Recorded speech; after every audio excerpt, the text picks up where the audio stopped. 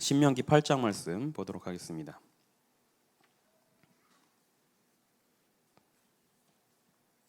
신명기 8장 1절에서 10절 말씀입니다.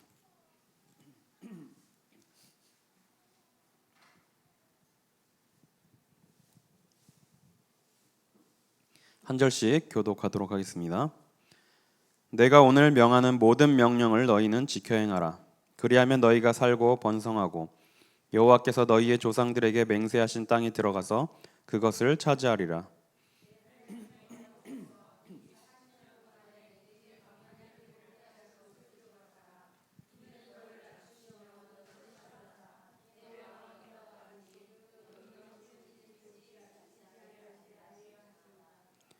너를 낮추시며 너를 줄이게 하시며 또 너도 알지 못하며 내 조상들도 알지 못하던 만나를 내게 먹이신 것은 사람이 떡으로만 사는 것이 아니요 여호와의 입에서 나오는 모든 말씀으로 사는 줄을 내가 알게 하려 하심이니라.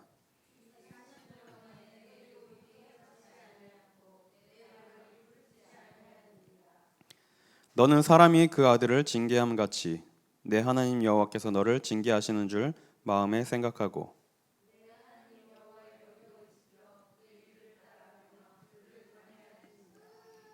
내 하나님 여호와께서 너를 아름다운 땅에 이르게 하시나니 그곳은 골짜기든지 산지든지 시내와 분천과 샘이 흐르고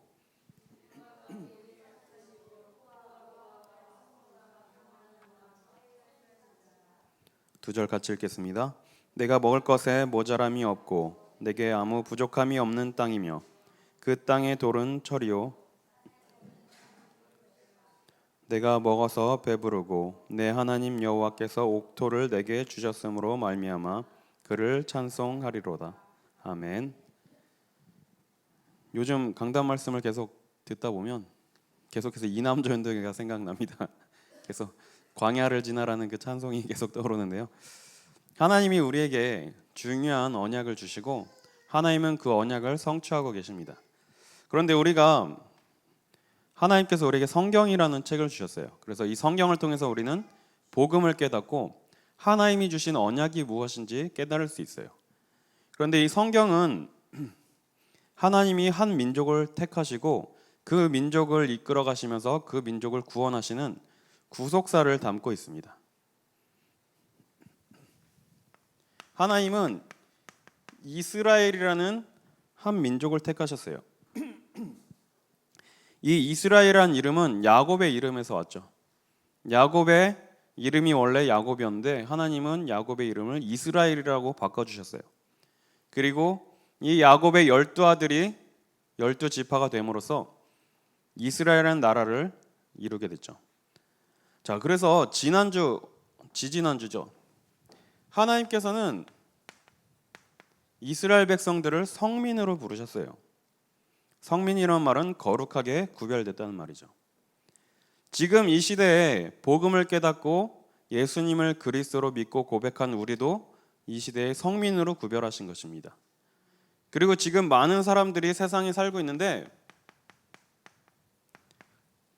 이스라엘을 통해서 하나님은 그리스도를 보내셨습니다.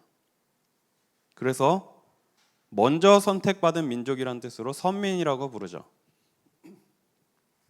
우리도 마찬가지로 지금 시대에 하나님께서 우리에게 복음을 깨닫게 하시고 우리를 선민으로 부르셨어요. 그래서 이 백성들이 하나님이 주신 이 언약을 붙잡을 때 이들은 하나님이 주신 복을 누렸습니다.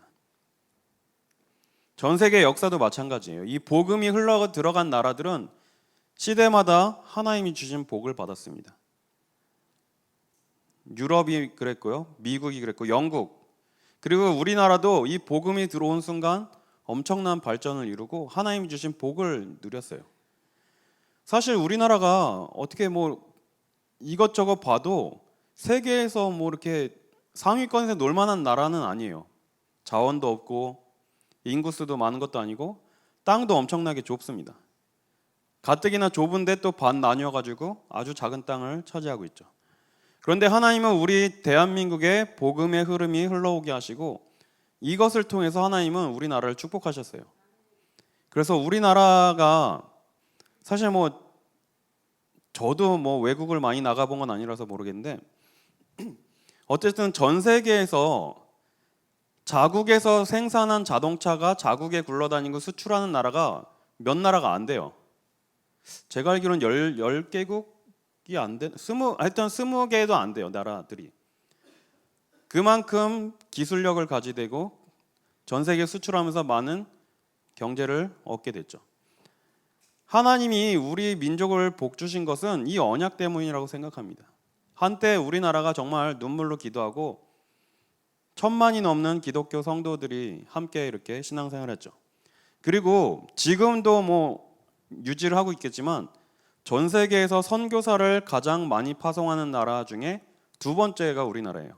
지금 순위가 바뀌었는지 요즘에 최근에는 모르겠는데 미국이 1위고 그다음에 이제 그 뒤로 우리나라가 2등을 맡고 있죠. 근데 전체적인 인구수 대비로 본다면 어떻게 보면 우리나라가 1등일 거예요. 전체적인 인구로 본다면. 그만큼 하나님은 언약을 회복한 민족 백성들에게 복을 주세요. 이스라엘도 이것 때문에 하나님이 복을 주셨죠.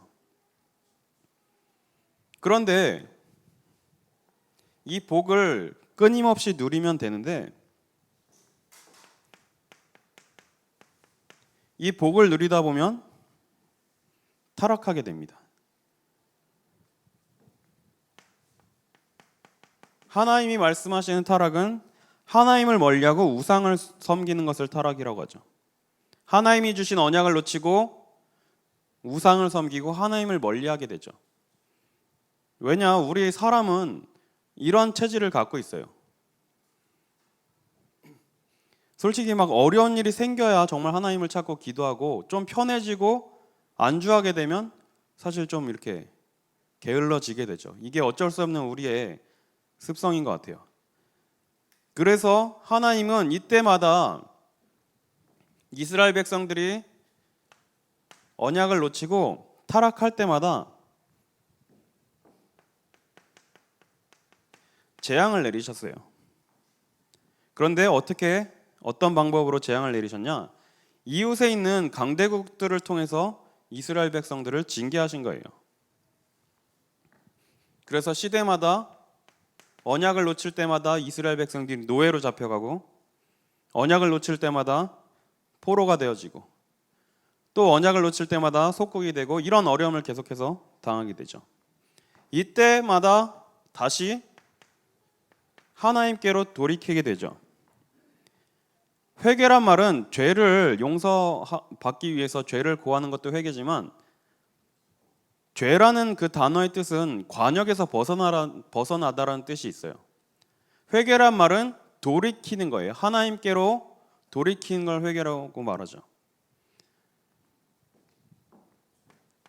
이스라엘 백성들이 회개하고 하나님께 돌이킬 때 하나님은 다시 이스라엘 백성들을 회복시키셨어요. 그래서 성경에 나오는 이스라엘의 역사는 계속해서 이 사이클이 반복됩니다. 그리고 이것을 더 작게 보여주는 것은 사사기라는 성경도 있죠. 그래서 사사기 신드롬이란 말도 있어요. 이게 계속해서 유행하고 반복되는 걸 말하죠. 자, 이러한 상황 속에서 이스라엘 백성들이 하나님이 주신 언약을 붙잡고 가는데 하나님은 아브라함이란 사람을 부르셔서 언약하셨습니다. 내가 너에게 지시할 땅으로 가라.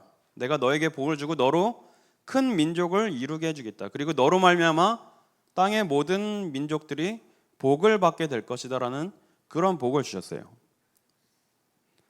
자, 그런데 이 복을 누리고 이 하나님이 주시는 선교 전도의 사명을 감당해야 될 이스라엘 백성들이 애굽이란 나라에 들어가서 좋은 땅을 차지하고 살기 좋게 되면서 또 이 언약을 놓치고 사명을 놓치게 됩니다. 그래서 하나님은 이스라엘을 애굽이란 나라의 노예가 되게 하셨어요.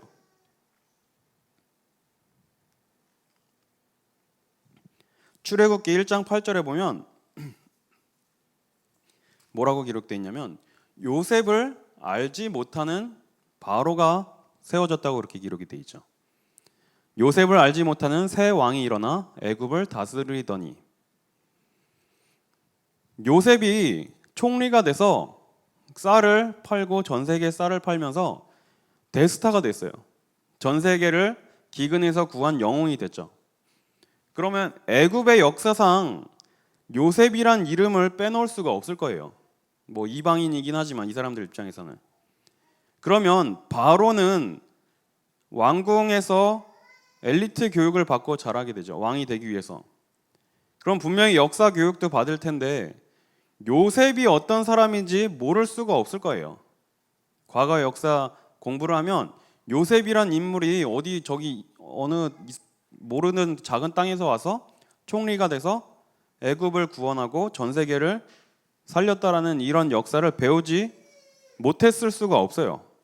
자, 그런데 요셉을 알지 못하는 왕이 일어났다는 말은 하나님이 이스라엘에게 맡기신 전도와 선교의 사명을 놓치니까 이스라엘 백성들이 정체성을 놓쳤다는 말이나 마찬가지가 되는 거죠. 요셉을 알지 못하는 왕이란 뜻은 요셉이 전달해야 될 언약이 전달되지 않았기 때문에 요셉이란 사람의 이름은 알았지만 이 사람이 어떤 사람인지 어떤 사명을 갖고 애굽에 왔는지 이걸 몰랐다는 뜻이 되겠죠. 자, 그래서 이스라엘 백성들이 애굽의 노예가 되었습니다. 하나님이 주신 사명을 놓치는 순간 노예가 되는 거예요.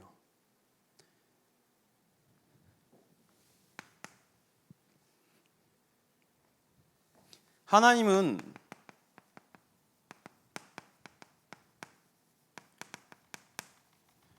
이 노예가 된 이스라엘 백성들에게 절대의 계획을 가지고 이제 이 계획을 실행시켜 나가시는 거예요. 하나님은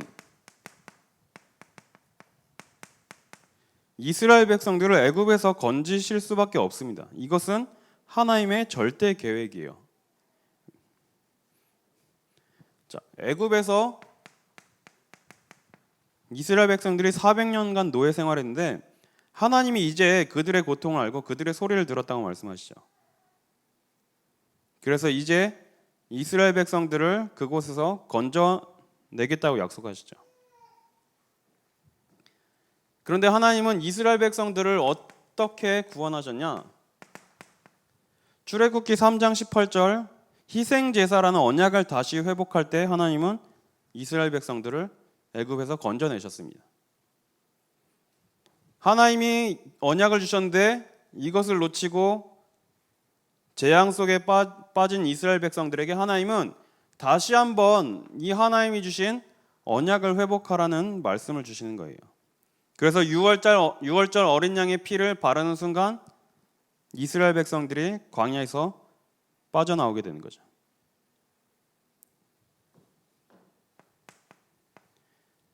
앞으로 우리를 위해서 흘리실 예수 그리스도의 피, 이 언약을 붙잡을 때 애굽에서 풀려나게 되는 거죠. 하나님은 이스라엘 백성들을 애굽에서 건져내시고 가나안 땅으로 가라고 말씀하셨어요. 그런데 그 가나안 땅을 가는데 광야를 통과하게 하시죠.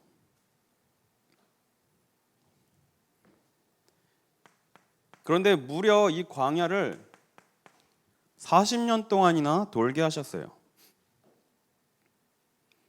이 광야, 애굽에서 나와서 광야를 거쳐서 가나안 땅까지 가는 길은 뭐 성인 남성만 가면 일주일이 걸린대요. 그리고 뭐 이제 부녀자들이나 노인들, 어린아이들까지 같이 하면 길어도 2주. 여기 오늘 성경에 11일이라고 돼 있죠. 열 하루면 갈 수 있는 길이에요. 열 하루면 갈 수 있는 길을 40년을 갔습니다. 어마어마한 시간이 걸린 거죠. 그래서 2절 오늘 읽은 본문 8장 2절에 보니까 내 하나님 여호와께서 이 40년 동안에 내게 광야길을 걷게 하신 것을 기억하라. 그런데 뭐라고 말씀하시냐면 이는 너를 낮추시며 너를 시험하사 네 마음이 어떠한지 그 명령을 지키는지 지키지 않는지 알려 하심이라. 하나님은 이스라엘 백성들을 광야를 거쳐 가나안 땅에 들어갈 수 있는 체질로 바꾸시는 작업을 하신 거예요.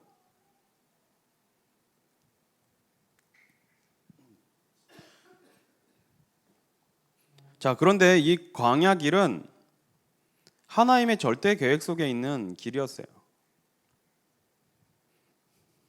민수기 14장 12절에 보니까 하나님께서 내가 전염병으로 그들을 쳐서 멸하고 내게 그들보다 크고 강한 나라를 이루게 하리라. 하나님은 광야에서 더 크고 강한 나라를 만들어서 가나안 땅을 차지하게 하시려는 계획을 가지고 계신 거예요.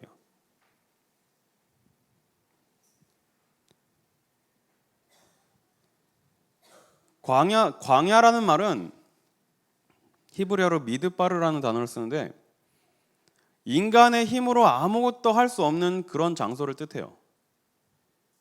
농사도 지을 수 없고 낮에는 너무 뜨거워서 햇빛에 노출되면 금방 일사병으로 죽고요. 밤엔 너무 추워서 얼어 죽을 수밖에 없는 그런 환경이에요.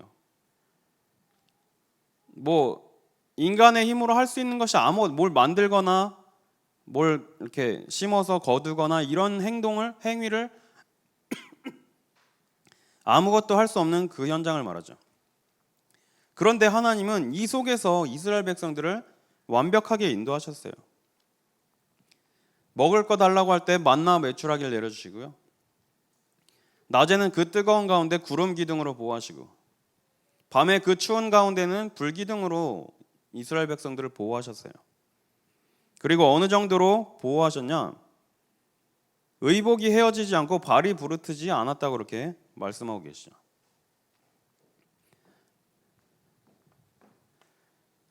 이 광야를 통과하면서 이제 이 여정의 끝이 다가온 거죠. 가나안 땅에 이제 들어가기 거의 이제 일보 직전에 온 거예요. 광야의 끝자락에 도달했죠. 그런데 하나님이 이제 마지막 한 걸음만 떼면 가나안 땅에 들어갈 시간표에 하나님은 중요하게 이스라엘 백성들에게 당부하시는 말씀이 있어요. 그게 뭐냐? 하나님께서 주시는 명령을 지켜 행하라. 그리고 하나님이 인도하신 이 광야 40년을 기억해라. 하나님이 완벽하게 인도하심을 깨달으라는 뜻이죠. 신명기 7장 1절에서 4절 말씀 보도록 하겠습니다. 하나님은 이스라엘 백성들에게 가나안 땅에 들어가기 전에 신신당부하세요.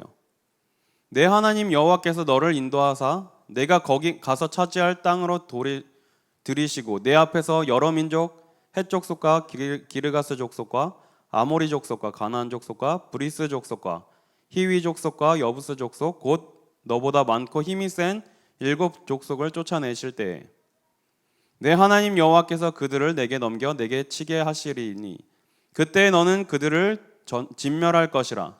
그들과 어떤 언약도 하지 말 것이며 그들을 불쌍히 여기지도 말 것이며 또 그들과 혼인하지도 말지니 내 딸을 그들의 아들에게 주지 말 것이요 그들의 딸도 내 며느리로 삼지 말 것은 그가 내 아들을 유혹하여 그가 여호와를 떠나고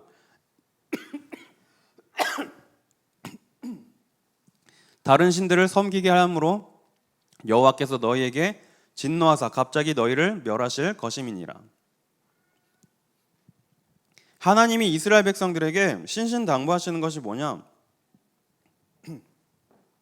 너희가 이 언약을 놓치고 타락하게 되면 다시 재앙을 당하게 되기 때문에 너희가 가나안 땅에 들어가기 전에 후대들에게 반드시 이 언약을 각인시키라고 말씀하시는 거예요. 하나님이 우리에게 새로운 땅을 약속하시고 지금 광야 길을 가게 하시는 거예요. 그런데 하나님은 우리를 완벽하게 지금 인도하고 계세요. 그리고 이제 하나님이 우리에게 약속하신 땅을 주시기로 약속했는데 그럼 우리는 어느 시간표에 있냐? 지금 이 시간표에 와 있는 거겠죠. 그래서 우리가 먼저 내 자신이 복음을 깊이 각인시키고 뿌리 내리고 체질되게 하고 우리 후대들에게 이것을 바르게 전달해야 되는 거예요.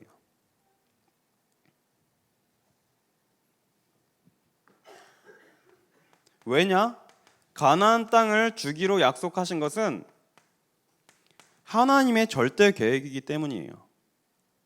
하나님이 약속하셨기 때문에 반드시 성취될 수밖에 없는 일입니다.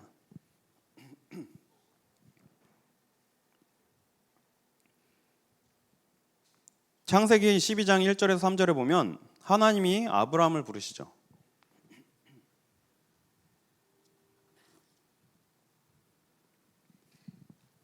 여호와께서 아브라함에게 이르시되 너는 너의 고향과 친척과 아버지의 집을 떠나 내가 내게 보여줄 땅으로 가라. 내가 너로 큰 민족을 이루고 내게 복을 주어 내 이름을 창대하게 하리니 너는 복이 될지라. 너를 축복하는 자에게는 내가 복을 내리고 너를 저주하는 자에게는 내가 저주하리니 땅의 모든 족속이 너로 말미암아 복을 얻을 것이라 하신지라. 하나님이 아브라함이라는 한 사람을 택하시고 이렇게 언약을 주셨어요. 내가 너에게 지시할 땅으로 가라. 내가 너를 큰 민족의 아버지가 되게 하겠다고 약속하시죠. 너로 말미암아 모든 민족이 복을 받게 될 것이라고 말씀하셨어요. 하나님이 이렇게 약속하신 것은 그냥 약속이 아니라 언약으로 주신 거예요. 목사님께서 말씀하셨지만 언약이란 말은 신과 인간의 약속을 말하는 거죠. 한쪽이라도 지키지 않으면 안 되는 약속이에요. 생명을 담보로 걸고 하는 약속이에요. 하나님이 그러면 하나님이 생명을 걸고 약속하냐? 이 말은 좀 말이 안 되는 말이긴 하죠. 그 말은 하나님은 반드시 지키기로 약속하시고 우리에게 주신 것이란 뜻이에요. 자, 그래서 우리가 하나님이 주신 이 중요한 언약을 붙잡고 우리가 지금 가는 이 언약의 여정을 잘 봐야 되겠죠.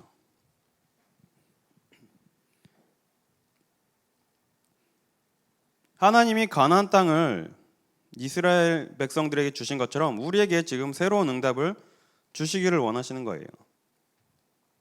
그런데 우리가 하나님께서 우리를 인도하신 이 여정을 잘 살펴봐야 되겠죠. 우리 이번에 집중을 훈련하면서 숙제를 내주셨죠. 나의 언약의 여정을 적어봐라. 그리고 저번에 손 목사님 한번 얘기하신 적이 있는데 저도 이제 그 숙제가 기억나요. 이제 신학교 다닐 때 이길근 교수님이라는 분이 나의 담의색을 적어봐라 이런 숙제를 내주시더라고요. 그 말은 내가 불신자 상태에 있다가 하나님을 만나게 된 계기, 예수 그리스도를 나의 주인으로 모시고 하나님의 자녀가 된 그 사건이 뭔지 인생의 여정을 한번 이렇게 적어보라고 말씀을 하시더라고요. 그래서 이 과제를 해서 전부 이렇게 제출해서 이걸 모아서 보니까 진짜 엄청난 사연들이 많더라고요. 진짜 복음 아니었으면 진짜 무속인이 됐을 분들이 있고 막 진짜 엄청난 스토리들이 있더라고요. 하나님이 우리를 이렇게 광야로 인도하시는데 많은 여정과 많은 일들이 있을 거예요. 그런데 하나님은 이 속에서 우리를 지금까지 완벽하게 인도하시고 보호하시고 우리를 여기까지 인도하신 거예요. 그래서 오늘 본문 8장 4절에 보니까 이 40년 동안에 내 의복이 헤어지지 아니하였고 내 발이 부르트지 아니하였느니라. 하나님이 지금까지 우리를 인도하시면서 우리의 모든 필요한 것, 우리가 쓸 것, 먹을 것, 마실 것, 입을 것 다 아시고 이미 책임지고 계세요. 그런데 우리는 이 언약을 조금 희미하게 붙잡고 언약을 놓치는 순간 바로 이것을 걱정하게 됐죠. 내가 무엇을 먹고 무엇을 입고 어떻게 살 것인가. 오늘 약속하신 말씀처럼 우리를 인도하고 계신 하나님의 인도를 확인하시길 바랍니다. 그리고 하나님이 이스라엘 백성들에게 이 징계를 내리시는 것은 미워해서가 아니에요. 정말 사랑하기 때문에 바른 길로 가게 하기 위해서죠. 그래서 5절에 이렇게 말씀하시죠. 너는 사람이 그 아들을 징계함 같이 내 하나님 여호와께서 너를 징계하시는 줄 마음에 생각하고 6절에 내 하나님 여호와의 명령을 지켜 그의 길을 따라가며 그를 경외할지니라. 저도 어릴 때 부모님한테 정말 많이 맞고 자랐습니다. 아버지가 장교 출신이어가지고 저는 이제 어릴 때 기억에 아들 대접을 받았다기보다 이제 약간 좀 사병으로 큰 느낌? 거의 그냥 모든 말씀이 다 명령이었어요. 그러니까 뭐 할래도 아니에요. 무조건 해야 돼요. 그러니까 그렇다고 이제 어머니 쪽은 막 부드럽고 막 이러지는 않았어요. 어머니도 되게 율법적이시고 막 이래가지고 어릴 때 정말 많이 맞았던 기억이 나요. 그리고 어머니는 특히 이제 신앙생활 이거 되게 중요하게 생각하셔서 예배를 빠지면 그날은 진짜 집이 반쪽이 나는 날이에요. 진짜 등짝이 진짜 나만 하지 않는 그런. 그래서 어릴 때 그 맞았던 기억을 생각하면 좀 삐뚤어질 만도 한데 근데 지금 보면 그때 저를 위해서 매를 대고 때리고 했던 것들이 지금 저에게 너무 중요한 자산이 된 것 같아요. 하나님은 이스라엘 백성들을 미워하고 멸하시려고 재앙을 내리시는 게 아니에요. 이스라엘 백성들이 다시 바른 길로 가고 회복되고 언약을 붙잡고 하나님 주신 복을 누리게 하기 위해서 하나님은 이렇게 어려움을 주시는 거예요. 자, 그렇게 본다면 내가 지금 겪고 있는 어려움과 문제가 내가 잘못해서 온 거라면 당연히 내가 해결해야 되겠죠. 그런데 내가 잘못한 것과 상관없이 어떤 문제와 어려움이 온다? 복음을 깨달으라는 하나님의 중요한 사인으로 붙잡으시면 돼요.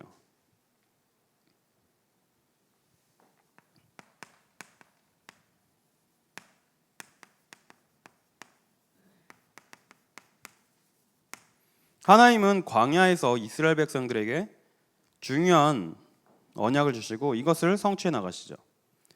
지금 시대는 하나님께서 우리를 교회 공동체로 부르셨어요.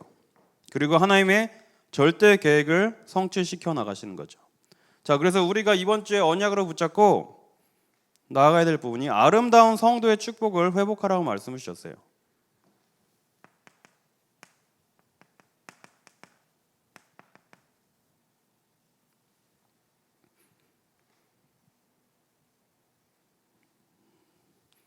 우리 사람은 동물들과 짐승들과는 다르게 하나님의 형상대로 창조되었습니다. 하나님의 영으로 창조되었죠. 영적인 존재로 우리를 창조하셨어요. 그리고 이 세상 모든 만물을 다스리고 정복하고 누릴 권세를 주셨는데 우리가 이것을 회복해야 돼요. 이 하나님의 형상이 깨지는 순간 로마서 3장 23절 모든 사람이 죄를 범하였음에 하나님의 영광에 이르지 못하더니 하나님이 주신 이 축복을 놓치는 순간 모든 사람이 죄에 빠지고 하나님의 영광에서 멀어지게 된 거예요. 그래서 지금 세상 많은 사람들이 성공을 위해서 달려가고 노력하고 애를 쓰지만 하나님을 떠나서 하나님의 영광에서 멀어진 상태로는 아무리 노력해도 행복해질 수가 없는 거예요.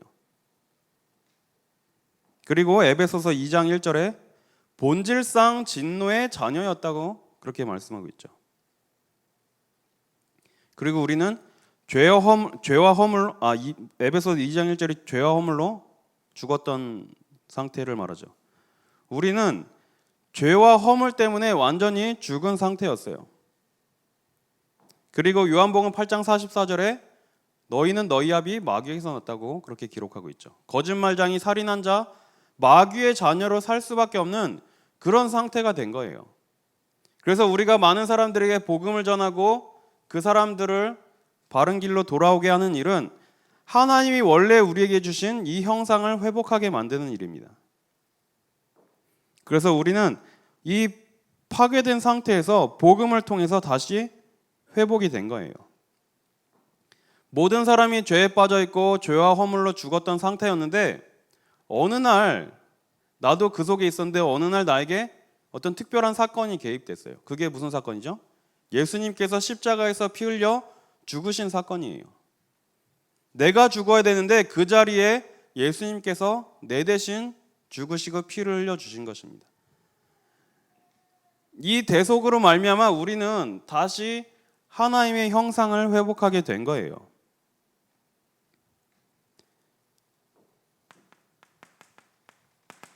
하나님이 이 형상을 다시 회복할 수 있도록 약속을 주신 것이 여자의 후손이라는 언약이죠. 그리고 이것이 마태복음 16장 16절 베드로의 고백으로 계속해서 이어졌어요. 그리고 스가랴 3장 4절에 우리에게 아름다운 옷을 입혀주신다고 말씀하셨죠.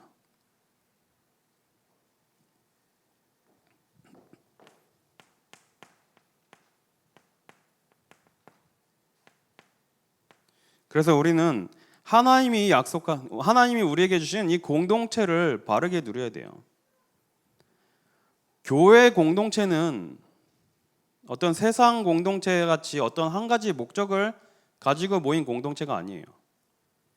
제가 요즘 이제 운동을 하는데 이 운동하러 모인 사람들은 테니스를 하기 위해서 모인 공동체예요. 그거 외에는 다른 목적이 없습니다. 뭐 다른 목적도 있을 수 있죠. 세상 사람들은 어떤 한 가지 목적을 가지고 모이지만 교회 공동체는 그런 목적을 가지고 모이는 게 아니에요. 교회 공동체는 예수를 그리스도로 믿고 구원받은 하나님의 자녀들이 모여서 하나님께 예배하는 공동체가 교회인 거예요.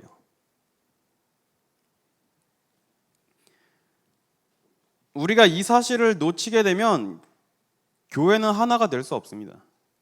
정말 다양한 사람들이 모이고요.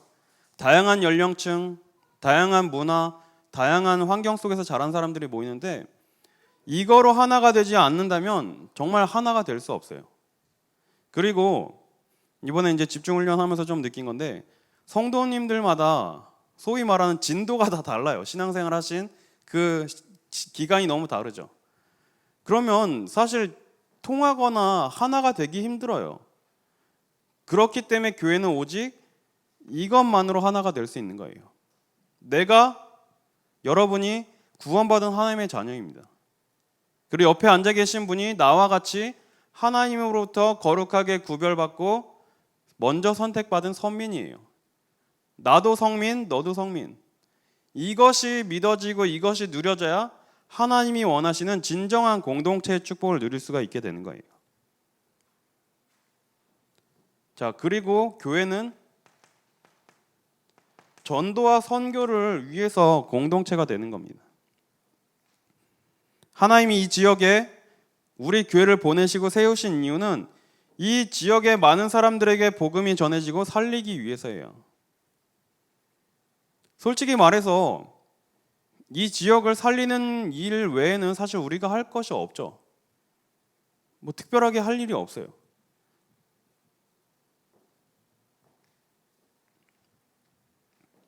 자, 그래서 이 언약 붙잡고 계속해서 우리가 올해 주신 언약을 붙잡고 나가고 있어요.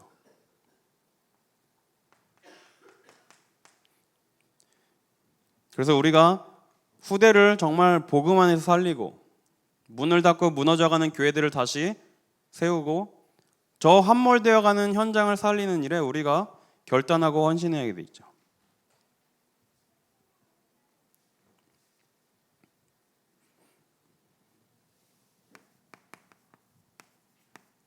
자, 오늘 제목이랑 본문은 강단 말씀과 같기 때문에 적지 않습니다. 자, 결론적으로 말씀을 드리고 마치겠는데요. 우리가 이제 우리에게 주신 이 언약을 붙잡고 회복해야 될 게 있어요. 그게 뭐냐? 감사입니다. 하나님이 우리를 하나님의 자녀로 부르셨어요. 죄와 저주, 운명, 사주팔자에 묶여서 저 멸망길로 갈 수밖에 없는 우리를 하나님이 은혜 주시고 우리를 택하신 거예요. 내가 하나님을 선택하고 내가 하나님을 믿으려고 애써서 믿은 것이 아니라 하나님이 우리를 이미 구별하시고 부르기로 예정하셨기 때문에 우리가 이 자리에 나올 수가 있는 거죠. 그래서 우리는 순간순간마다 하나님이 나를 구원하신 이 구원에 대한 감사와 감격이 넘쳐야 돼요. 그리고 나를 우리 늘종교회로 보내시고 정말 복음만 말씀하시고 복음을 전하기를 원하시는 목사님과의 만남을 축복을 주시고 우리 옆에 있는 구원받은 성도들과의 만남을 주셨다는 이 사실을 우리가 날마다 누리고 감사해야 됩니다.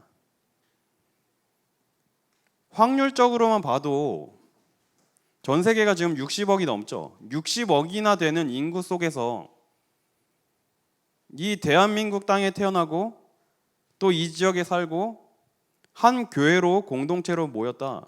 확률적으로만 봐도 이건 엄청난 확률이에요. 그냥 우연찮게 일어날 확률, 로또하고는 비교가 안 될 확률이죠. 그런데 하나님께서 우리를 이곳에 보내신 것은 완벽한 계획 속에서 우리를 인도하신 거예요. 뭐 이렇게 로또 번호 뽑듯이 이렇게 뺑뺑이 돌려가지고 하나씩 이렇게 뽑은 게 아니라 하나님이 이미 우리를 성민으로 구별하셨고 선민으로 부르셨어요. 그래서 우리는 순간순간마다 매일매일 우리의 삶 속에서 나를 부르신 하나님의 그 구원의 계획에 감사해야 될 줄 믿습니다. 이것을 회복하고 이것을 매일매일 누릴 때 이때 진정한 헌신을 할 수가 있는 거예요. 하나님이 우리 늘 좋은 교회를 통해서 중요하게 하실 일을 이루시기 위해서 우리에게 언약을 주셨습니다. 그래서 우리는 후대를 위한 헌신을 하게 되는 겁니다. 아까도 말씀드린 대로 이 후대까지 언약이 전달되지 않으면 다시 한번 요셉을 알지 못하는 왕이 일어나게 되는 거예요. 그러면 언약 백성, 언약 민족은 다시 노예로 끌려가고 징계를 받을 수밖에 없겠죠. 이 역사를 반복하지 않기 위해서 우리는 후대들에게 부지런히 언약을 각인시키고 이 언약을 놓치지 않도록 만드는 거예요.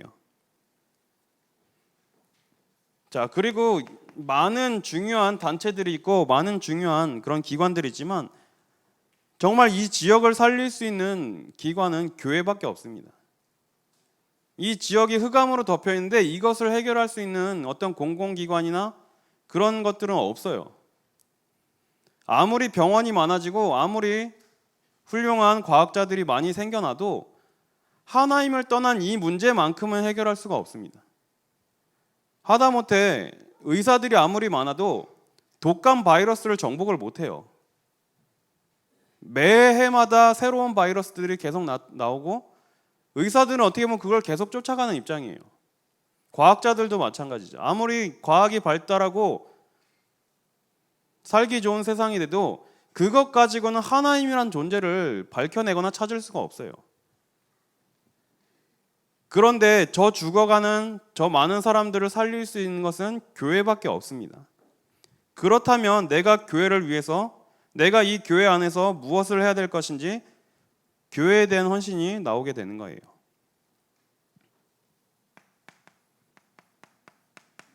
많은 사람들이 복음을 듣지 못하고 하나님을 만나지 못해서 갈등하고 방황하고 어려움을 당하고 있어요. 정말 생각 외로 많은 사람들이 우울증이나 어떤 공황장애 이런 정신적인 문제, 개인적인 문제로 시달리고 있는 사람들이 너무 많습니다. 우리는 이 일을 위해서 헌신을 하는 거예요. 그래서 결국 우리의 헌신은 생명을 살리는 헌신이에요. 자, 그래서 하나님께서 우리에게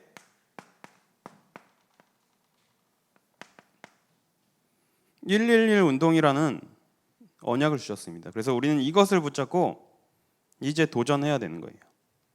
그래서 일주일에 한 명 영접, 복음 전하고 영접시키고 한 명, 한 달에 한 명 교회화시키고 1년에 한 명 제자로 세우는 일에 뭐 이건 하나님께서 하실 일이고 우리는 이것을 붙잡고 이제부터 도전하면 되는 거예요.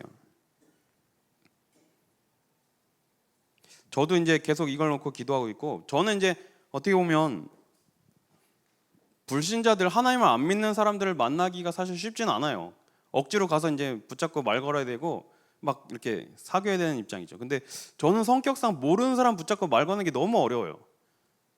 나름대로 되게 내성적인 성격이라서 모르는 사람 붙잡고 길에서 막 부끄러워서 못 하겠어요.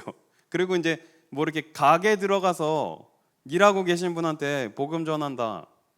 저는 제 성격상 그 사람한테 되게 민폐를 끼치는 것 같아서 미안해서 말을 잘 못하는 좀 그런 게 있어요.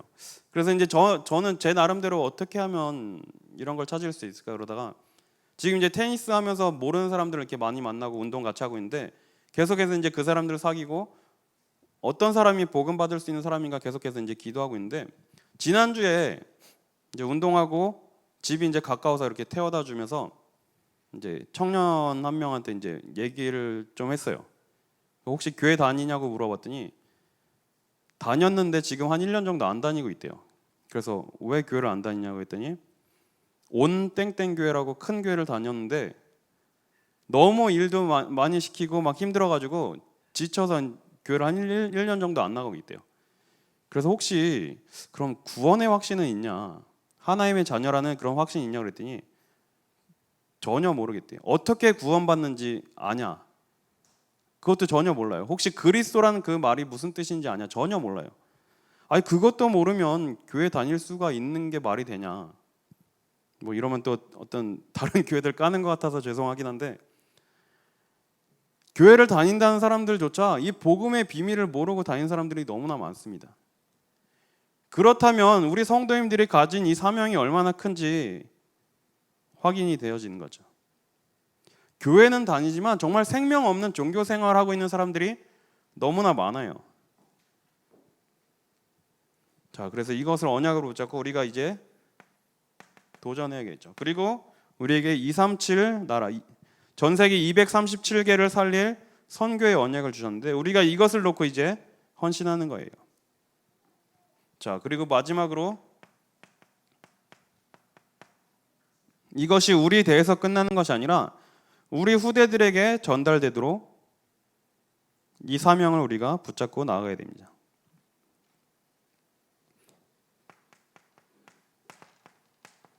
그래서 후대들에게 이 말씀을 부지런히 가르치라고 말씀을 주셨어요. 그냥 가르치는 정도가 아니라 아예 잊어버리지 않도록 손목에 띠로 매고 미간에 붙이고 집 문설주와 바깥문에 붙여서 들어가고 나갈 때마다 기억할 수밖에 없고 계속해서 이 복음을 잊어버리지 않도록 각인시키라고 말씀을 주시는 거예요. 자, 이번 한 주간 우리에게 주신 이 말씀 붙잡고 하나님이 우리에게 약속하신 아름다운 땅을 상상하며 하나님의 절대 계획 속으로 들어가는 우리 성도님들 되시기를 기도하겠습니다.